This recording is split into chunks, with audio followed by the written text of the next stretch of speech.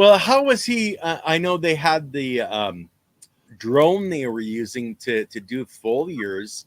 Did they try that at all, or was it too late for that? All right. So the drone is for foliar. Yeah.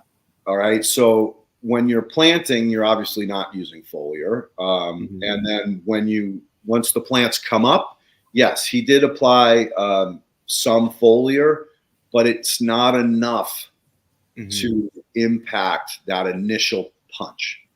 Yeah. And so he chased the dragon, so to say, but he couldn't catch the dragon because it was too late. The dragon was gone. It was over the horizon. Yeah. So did the drone help? Oh, absolutely. It definitely. If he hadn't have done the drone, then he'd be way worse than he ended up being. And he did apply some other goodies called Ion, which is actually really interesting with beans. It provides more stalks, more flowers, more beans. Like even normally they'll get 2 soybeans and a little one that doesn't matter. It doesn't have any nutrition. We actually got 3 solid beans, and each bean plant had multiple stalks. So I mean, from the ground there was 5 shoots instead of just 1. So again, building this knowledge of these new products alongside trying to unlock the nutrient cycling system. So the drone was very valuable in certain aspects. But again, it's like having a tool in the toolbox. You don't want to use a monkey wrench to pound a nail. It's not efficient. Not even close.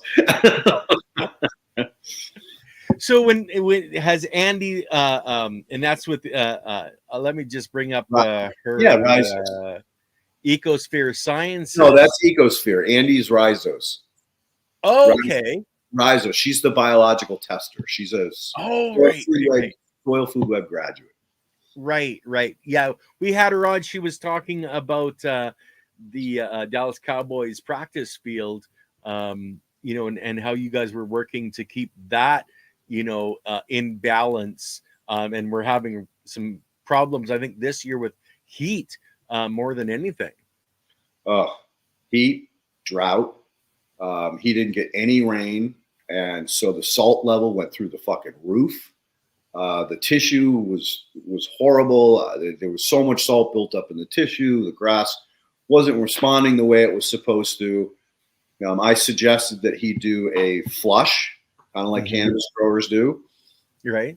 To try to knock some of the salt off all of those cation exchange sites, because the fact that there was so much salt in the plant, we knew that the plant was pulling the salt and not because there wasn't enough other nutrition on those sites.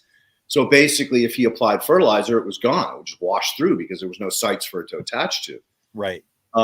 So he went ahead and did a flush, and he used products that the industry recommended, and that wreaked fucking havoc on the plant.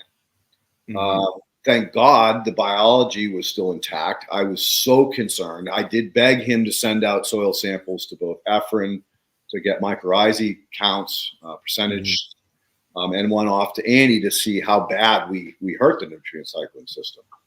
We definitely knocked back the protozoa. For whatever reason, the mycorrhizae did fine. But the other biological constituents definitely got set back to some degree. But what was interesting was the plant just stopped growing. Just shut the fuck down. Nothing. And I told him to pull root samples. He did. The cores were usually 4 inches, 4+. They were down to about 2. So there had been a setback in the roots. Like they sloughed off. They freaked out, which clearly indicated by the fact that the plant wasn't growing on the surface. He said he'd mow it, but he'd get hardly any clippings in the catch basin. Right. So that was kind of a scary scenario. And there's a lot more to that I can't talk about right now. But if things go the way they look they're going to go, Chris will come on the show and we'll talk about all of that. Cool.